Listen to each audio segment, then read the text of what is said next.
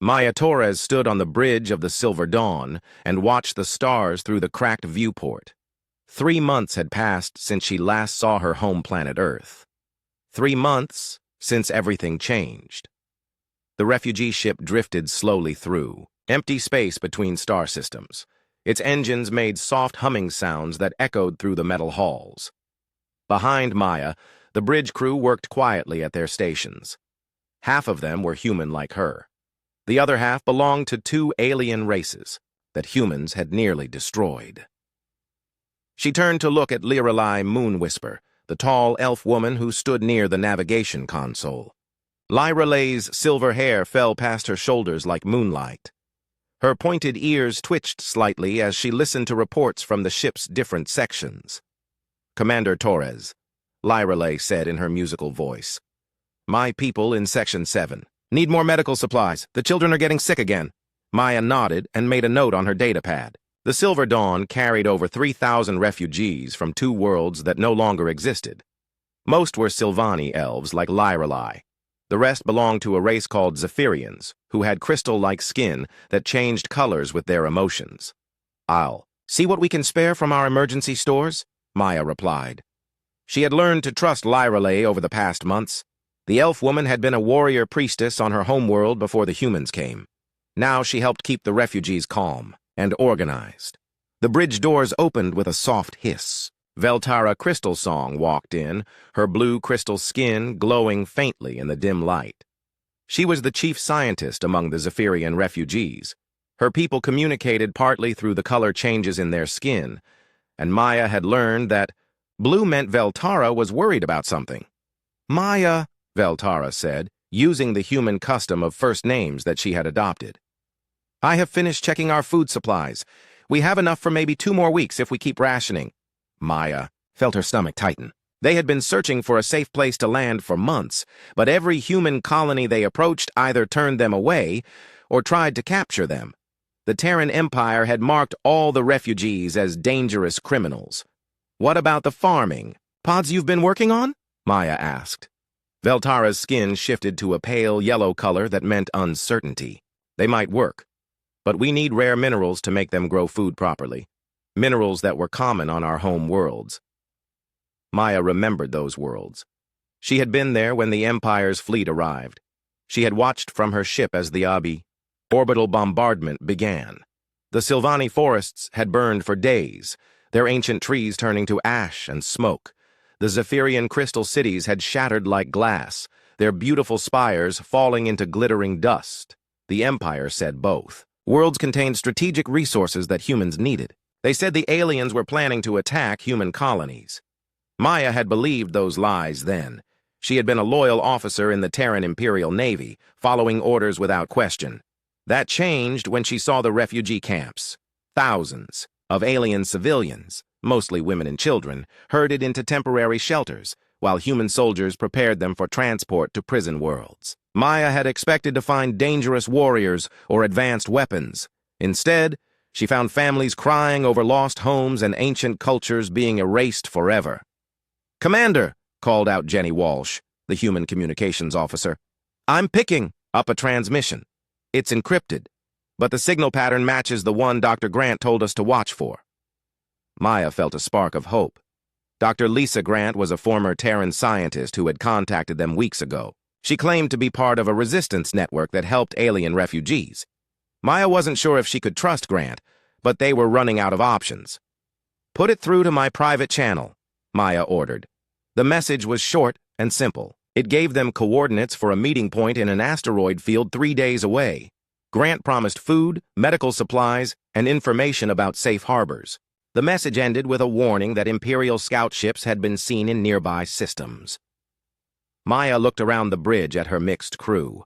Lieutenant Amy Foster, her human tactical officer, had followed Maya into exile rather than participate in genocide. She sat next to Cale Starweaver, a young Sylvani male who had natural talent for operating human technology. At the engineering station, both human and Zephyrian technicians worked together to keep the old ship running. "Set course for those coordinates," Maya ordered. "Best possible speed." As the Silver Dawn changed direction, Maya thought about the choice that had brought her here. She could have stayed in the Imperial Navy, followed orders, and lived comfortably on Earth. Instead, she had chosen to steal this refugee ship and flee into exile with the survivors of 2 dead worlds. She remembered the moment when everything changed. A small Silvani girl, maybe 6 years old, had approached Maya in the refugee camp. The child had silver hair like all her people and large green eyes that seemed to hold ancient wisdom. She had offered Maya a small flower that somehow still lived, despite everything that had happened. "Thank you for helping my mama," the girl had whispered in broken human language. Maya had knelt down to the child's level and accepted the flower. In that moment, looking into those innocent eyes, she understood that everything the Empire had told her was wrong. These weren't dangerous enemies. They were people with families and dreams and hopes, just like humans. That night, Maya had made her choice. She gathered a small group of like-minded humans and helped organize the escape. They stole the Silver Dawn during a shift change and loaded it with as many refugees as possible. By the time the Imperial forces realized what was happening, they were already jumping to hyperspace. Now they were wanted criminals, hunted by the same military Maya had once served. But as she watched Lyrale gently comfort a crying Zephyrian child and saw Veltara sharing her scientific knowledge with human engineers, Maya knew she had made the right choice. The stars ahead held unknown dangers, but they also held the possibility of finding others who believed that all intelligent life deserved to exist. Maya would keep fighting until these refugees found a new home, even if it meant standing against her own species. The asteroid field looked empty and lifeless as the Silver Dawn approached the meeting coordinates. Maya stood on the bridge, watching her sensors carefully for any sign of Imperial ships. 3 days of travel had passed without incident, but she knew that could change quickly. "Contact on sensor screen," reported Amy Foster from her tactical station. "Small ship, looks like a modified cargo hauler. It's broadcasting the right identification codes." Maya nodded to Jenny Walsh at communications. "Open a channel." The main screen flickered to life, showing a middle-aged human woman with short brown hair and tired eyes. She wore the simple clothes of a civilian trader, but Maya noticed the military bearing in her posture. "Commander Torres, I'm Dr. Lisa Grant.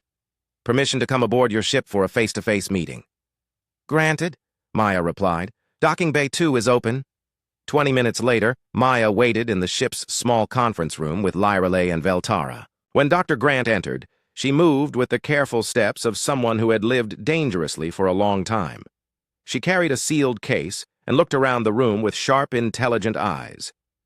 "Thank you for trusting me enough to come here," Grant said as she sat down. "I know how hard it must be to trust any human after what the Empire did to your worlds." Lyrale's expression remained neutral, but Maya could see the pain in her green eyes. "Many of my people died believing that all humans were evil. You will need to prove otherwise with actions, not words." Grant nodded and opened her case. Inside were data chips, medical supplies, and food packets designed for both human and alien biology. "I understand completely. Let me start by sharing some information that might help you understand what you're really fighting against." She activated a small holographic projector that showed a map of the local galaxy. Red markers appeared on 17 different star systems. Each of these marks represents a world that the Terran Empire has attacked in the past 10 years. Some were completely destroyed like yours. Others were invaded and their populations enslaved or relocated. Veltara's crystal skin shifted to a deep purple color that Maya had learned meant shock and anger. 17 worlds? But the Empire's news services said they only acted in self-defense against a few aggressive species.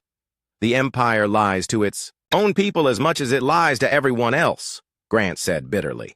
"I used to work for them as a xenobiologist. My job was to study alien species and find ways to make them more useful to human industry. It took me years to realize I was helping plan genocides." Maya leaned forward. "What made you change sides?" Grant's expression darkened. "I was assigned to study the Kalari, a peaceful species that lived in underwater cities on the 4th planet of the Beta Centauri system. Beautiful, intelligent people who had developed incredible art and music over thousands of years. The Empire wanted their world because it had rare metals in the ocean floor. She paused and took a deep breath. I spent 6 months living with the Kalari, learning their language and culture. They welcomed me like family, even though I was obviously an alien to them. When the Imperial fleet arrived, I was still on the planet. I watched them bomb those underwater cities from orbit. Millions died in a single day. The room fell silent. Maya felt sick thinking about how many times this same story had played out across the galaxy. How many others like you are there? More than you might think, Grant replied. Humans who've seen the truth and can't stomach it anymore. Some are still inside the Empire, feeding us information. Others have escaped like me and work openly with the Resistance. She touched the holographic controls, and the display changed to show a network of connected points across space. We call ourselves the Free Alliance. We have safe houses, supply lines, and communication networks. Most importantly, we have people working to expose the Empire's crimes to the human population. Liralai spoke up. My people have always believed that violence only creates more violence, but watching our children starve while running from human ships has made some of us reconsider our ways. I can teach you human military tactics if you want to learn, Grant offered. Not because I want you to become killers, but because you need to be able to protect yourselves and your families. Maya was surprised when Liralai nodded. I have been thinking the same thing. Our peaceful ways could not save our world. Perhaps we need to learn new ways to survive. Grant pulled out another data chip. This contains detailed information about Imperial ship designs, weapons systems, and tactical doctrines. Study it carefully. The Empire's strength comes from their technology and training, but they have weaknesses too. Veltara's skin had shifted to bright yellow with streaks of blue. Maya had learned this meant intense curiosity mixed with worry. Dr. Grant, my people are scientists and engineers. We might be able to help your Resistance with technology. I was hoping you'd say that, Grant smiled for the first time since arriving. We've been trying to decode Imperial communications for months, but their encryption is incredibly advanced. A fresh perspective from a different species might be exactly what we need. Over the next several hours, Grant shared everything she knew about the Resistance network. There were hidden bases in asteroid fields and abandoned colonies, ships that looked like harmless traders but carried weapons and supplies for refugee groups. Even some humans still serving in the Imperial military who secretly helped prisoners escape. The Empire's next major target is a place called New Geneva, Grant revealed. It's a trading station in neutral space where dozens of species meet to do business. The Imperial propaganda machine is already calling it a nest of criminals and terrorists. Maya felt her blood run cold. How long do we have? Maybe a month, possibly less. The Empire is moving a large fleet into position, but they're being careful to make it look like routine patrols.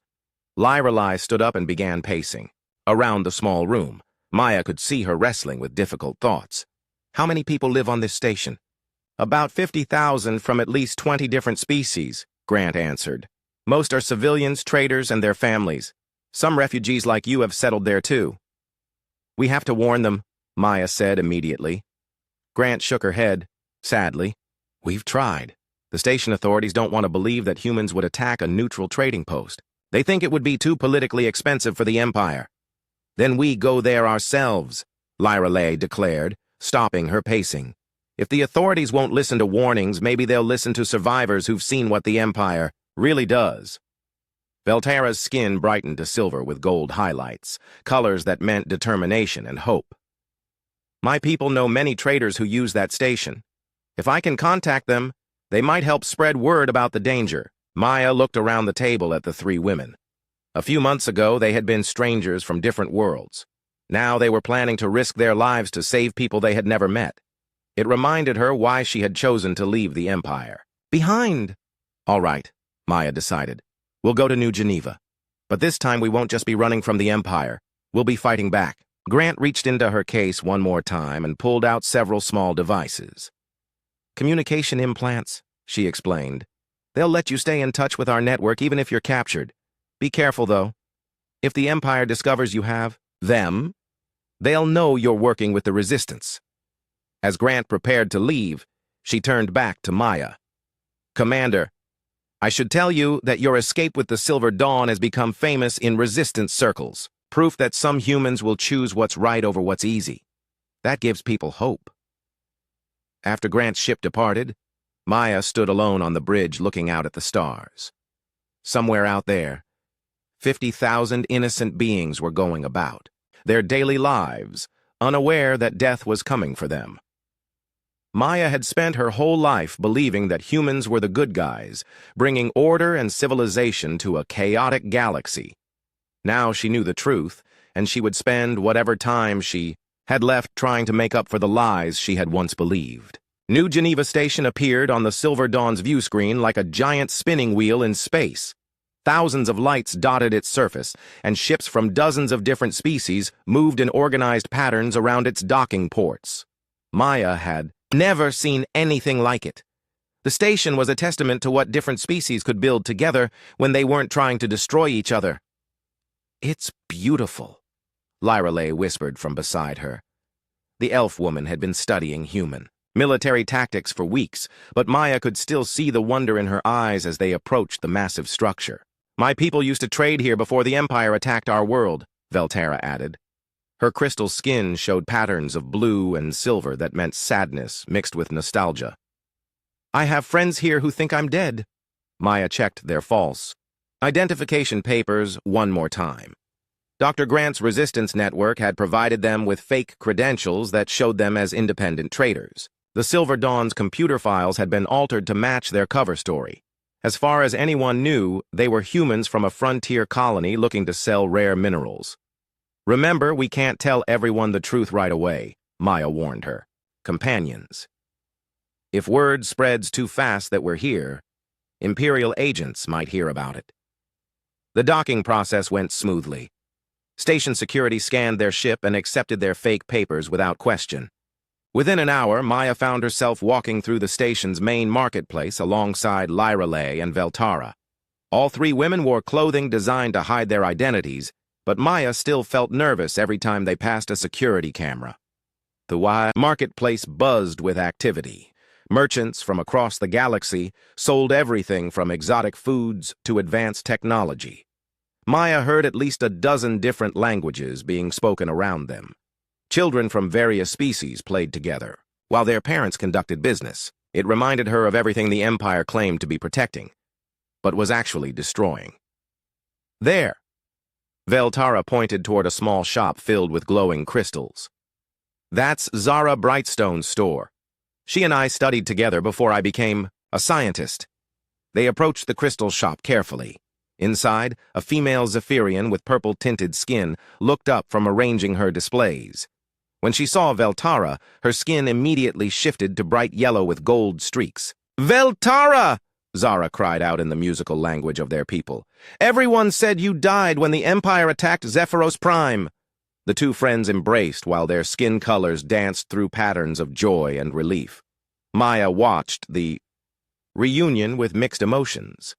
She was happy for Veltara, but the scene reminded her of all the families that would never have such reunions because of what her species had done. After explaining their situation to Zara, the group learned troubling news. Imperial ships had been seen on the edge of the system for the past week. Station security insisted they were just routine patrols, but many of the alien traders were getting nervous. "Some of my regular customers have already left," Zara explained. "They say something feels wrong, but the station authorities won't listen to rumors." Maya spent the next few hours moving through the station's commercial districts with Lyralay, while Veltara remained with Zara to contact other Zephyrian refugees. Their goal was to gather information about the station's defenses and evacuation procedures without attracting attention. What they discovered was disturbing. New Geneva had minimal military protection because it relied on its neutral status for safety. The station's shields were designed to protect against accidents and small pirates, not a major Imperial fleet. Worse, the evacuation systems could only handle a fraction of the station's population if a real emergency occurred. "They're completely unprepared," Maya told Lyralay as they sat in a quiet cafe in one of the station's residential sections. "If the Empire attacks, it'll be a massacre." "Then we must convince them to prepare," Lyralay replied simply. Her weeks of studying human military tactics had given her a harder edge, but she still maintained her people's direct approach to problems. The question is how. We can't just walk up to the station commander and say we're fugitives from the Terran Empire with inside information about an attack. Their conversation was interrupted when Maya noticed a familiar face across the cafe. Her blood turned to ice as she recognized the woman sitting alone at a corner table. Captain Sophie Martinez had been Maya's roommate at the Imperial Naval Academy.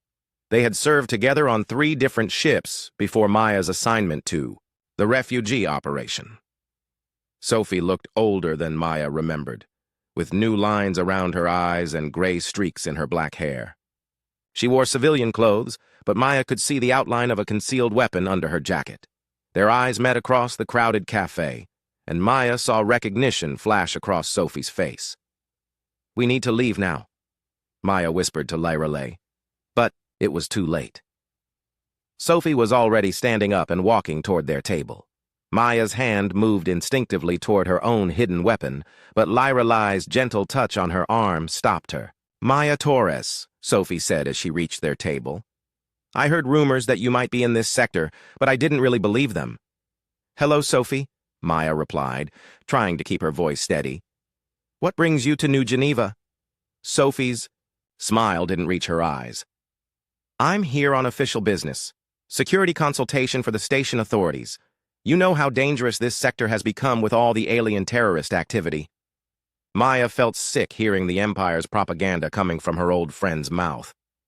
"I'm just a trader now, looking for good deals on rare minerals." "Really?" Sophie's gaze shifted to Lyrelay, taking in the elf woman's pointed ears and silver hair. "And who's your friend?" "Lisa Moonbeam," Lyrelay said, using the human name they had prepared for her cover identity. "I work with Maya on her trading ship." Sophie studied Lyrelay for a long moment. Maya could see her old friends trained, military mind working, noting details and comparing them to Imperial wanted notices. "You look familiar. Have we met before?" "I don't think so," Lyrelay replied calmly.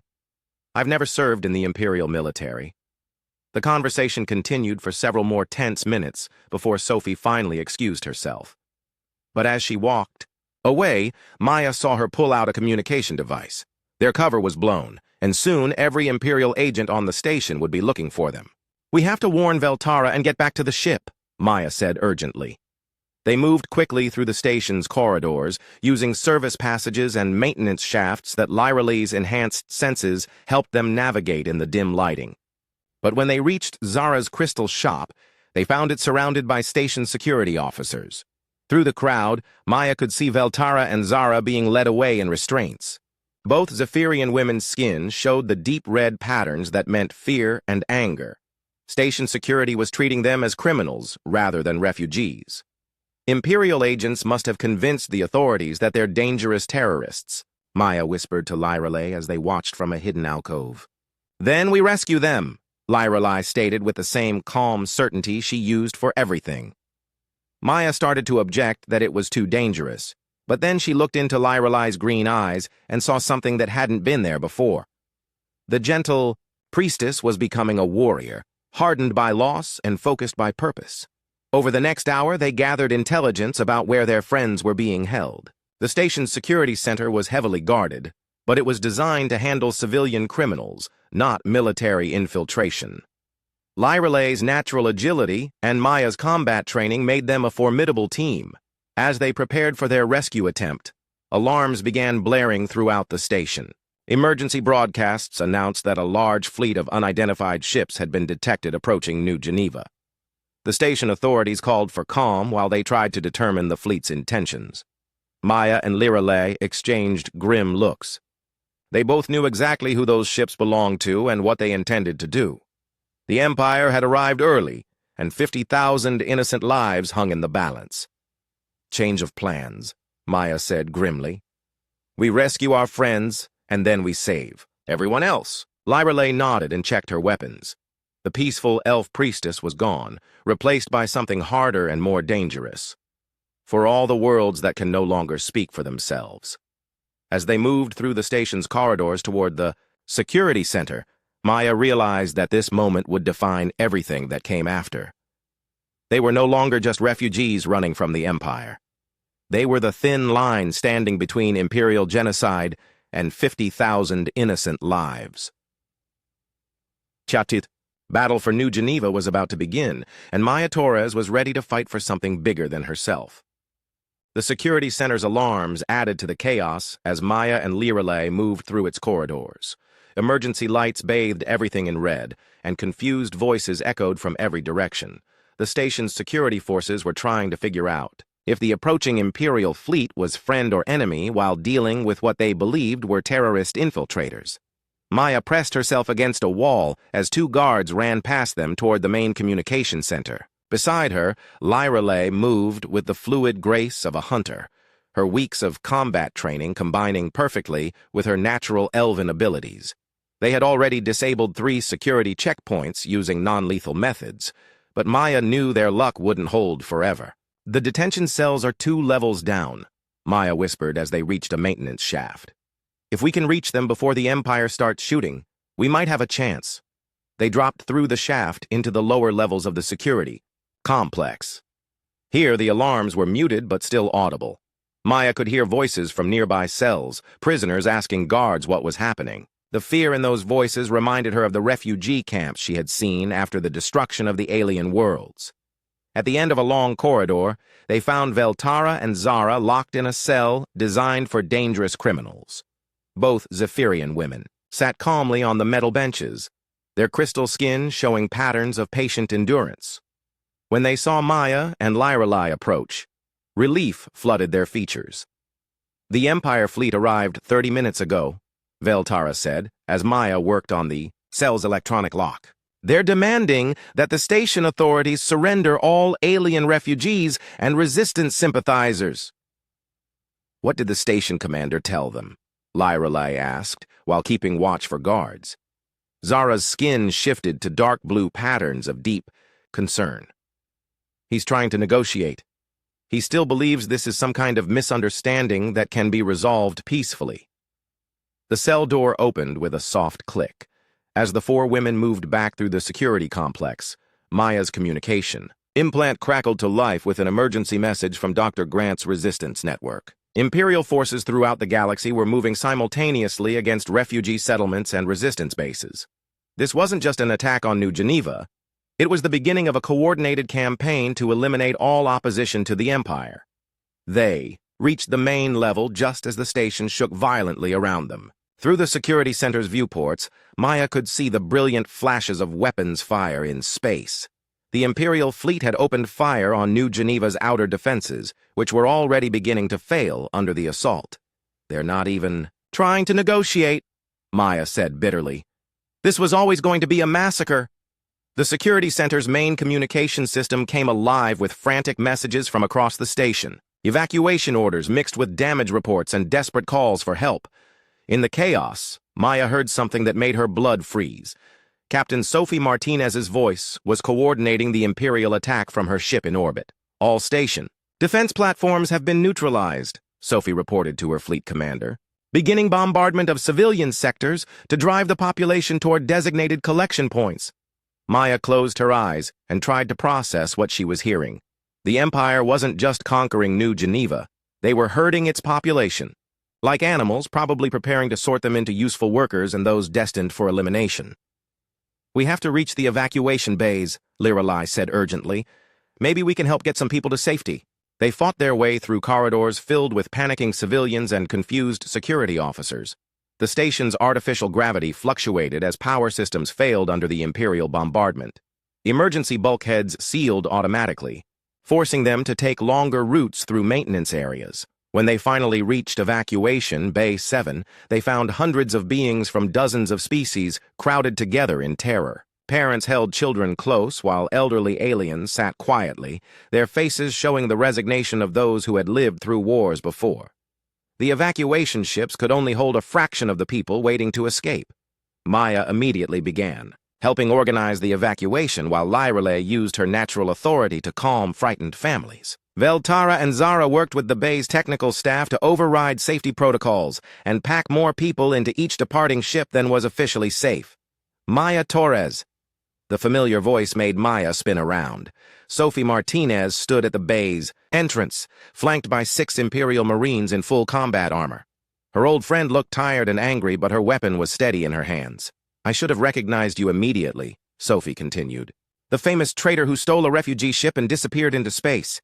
Command will be very pleased when I bring you in." "These people are civilians, Sophie," Maya replied, stepping protectively in front of a group of alien children. "They're not soldiers or terrorists. They're just trying to survive." Sophie's expression hardened. "They're enemy aliens harboring resistance criminals. By Imperial law, they forfeit any right to protection. Imperial law is wrong," Lyra Lee said, moving to stand beside Maya. "Just as your empire is wrong to murder innocent people for the crime of existing." "Stay out of this, alien," Sophie snapped. "This is between humans."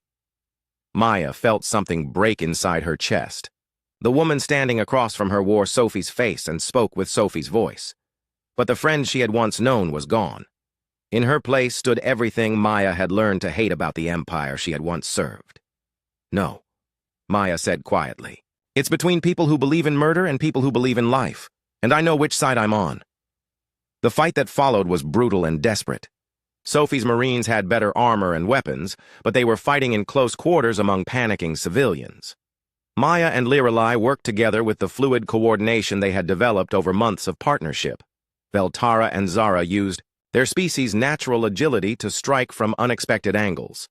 The battle raged through the evacuation bay as more civilians managed to escape on departing ships. Maya found herself locked in hand-to-hand combat with Sophie while explosions echoed from other parts of the station. They had trained together, sparred together, and knew each other's fighting styles perfectly. "You could have been a hero," Sophie gasped as they struggled for control of her weapon. "The Empire would have given you anything you wanted if you just followed orders." "I don't want to be a hero," Maya replied, finally managing to disarm her former friend. "I just want to be human." The final evacuation ship departed just as Imperial boarding parties began cutting through the bay's main doors. Maya looked around at the empty space where hundreds of beings had waited in terror just minutes before. They had saved maybe 1,000 lives, but thousands more remained trapped on the station.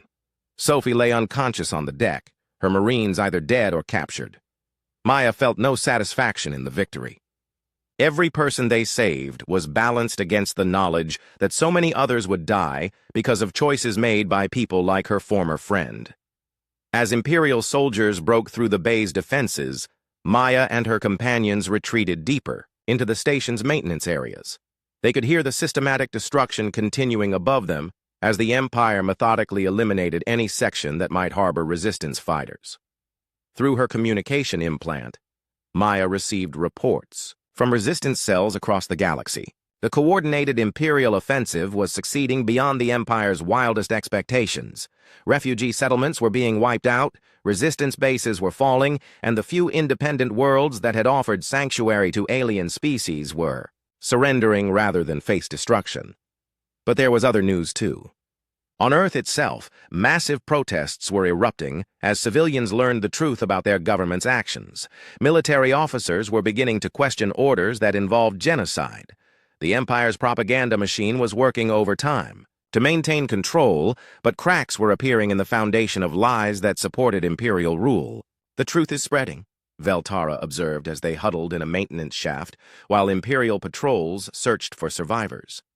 "Even if we die here, people will know what really happened."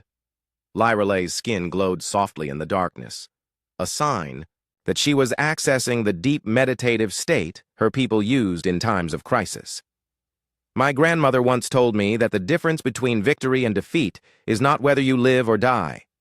It's whether your death serves a purpose greater than your life." Maya understood what the elf woman meant. They were probably going to die on New Geneva Station, either in the fighting or in the Imperial prison camps afterward. But their actions here, the people they had saved, and the truth they had helped expose would continue to matter long after they were gone.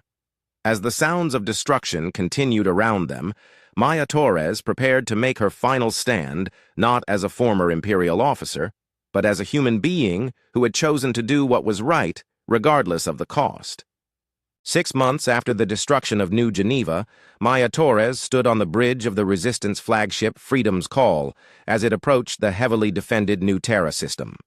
The ship itself was a testament to how much had changed since that terrible day. Built using technology shared between human refugees and alien engineers, it represented everything the Empire claimed was impossible. Beside her, Admiral Kate Phillips studied the tactical display with the sharp eyes of a career military officer. Kate had been Maya's mentor during her early years in the Imperial Navy, before defecting when she learned the truth about the Empire's genocide campaigns. Now she commanded the largest fleet of human defectors in Resistance history.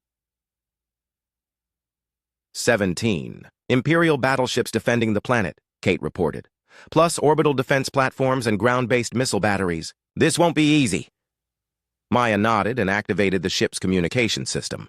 Throughout the Resistance fleet, beings from dozens of species prepared for what everyone knew would be the final battle.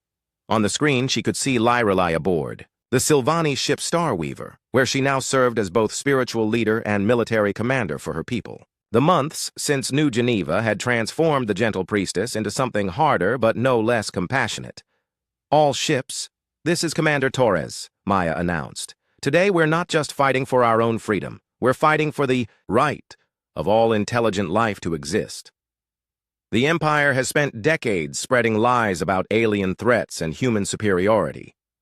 Today we show the galaxy what cooperation and mutual respect can accomplish. The battle began as Resistance ships dropped out of hyperspace in coordinated waves. Maya watched as Zephyrian crystal ships used their unique technology to disrupt Imperial sensors, while Sylvani vessels moved through space with impossible grace. Human defector ships provided heavy firepower, their crews fighting with the desperate courage of people who had seen too much to ever go back. But this wasn't just a military battle. Even as the fleets clashed in space, Maya knew that the real war was being fought in the hearts and minds of ordinary Imperial citizens. Dr. Grant's information network had been broadcasting footage from New Geneva and other massacres across human space for months. The carefully maintained lies that supported the Empire were crumbling under the weight of truth. Maya, came Veltara's voice over the communication channel. I'm detecting massive power buildups on the planet's surface. They're preparing to activate some kind of planetary defense weapon. Maya felt her blood turn cold. Intelligence reports had suggested the Empire was developing planet-killer weapons, but she had hoped they were just rumors. If such a weapon existed and was used here, it could destroy the entire Resistance fleet in a single shot. Kate, we need to get ground teams down there immediately, Maya said to Admiral Phillips. Already on it, Kate replied grimly. But our assault shuttles will have to fight through the heaviest defenses in the Empire to reach the surface. The next hour was the longest of Maya's life. She watched on her screens as brave pilots from multiple species flew their small ships through walls of defensive fire to deliver teams of commandos to the planet below.